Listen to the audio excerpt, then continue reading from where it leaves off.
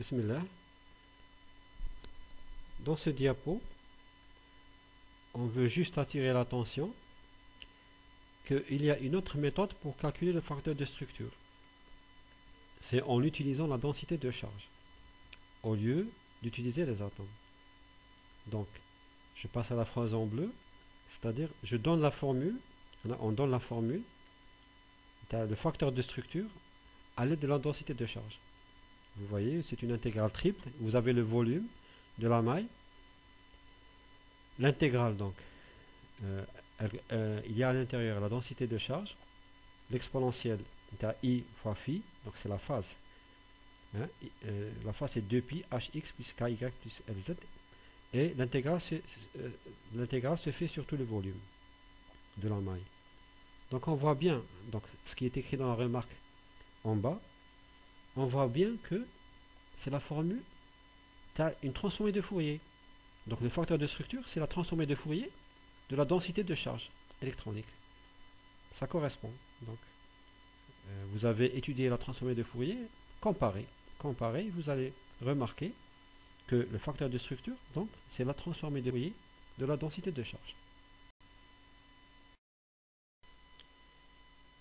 On termine donc ce chapitre, qui est finalement un chapitre très facile, mais très intéressant, et qui présente des applications très importantes.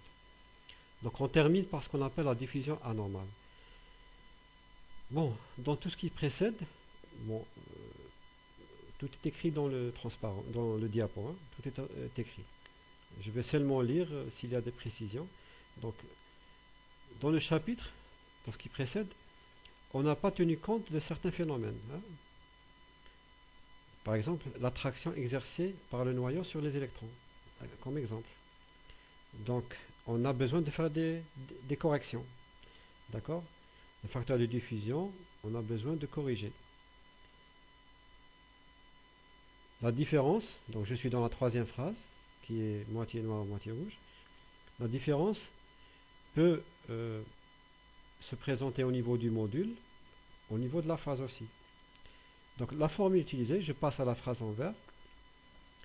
Donc la formule utilisée pour faire la correction, c'est F est égal à F0, ça c'est le facteur de diffusion initial si vous voulez, plus delta F', c'est la première correction, plus I fois delta F seconde. I c'est le nombre complexe que vous connaissez tous.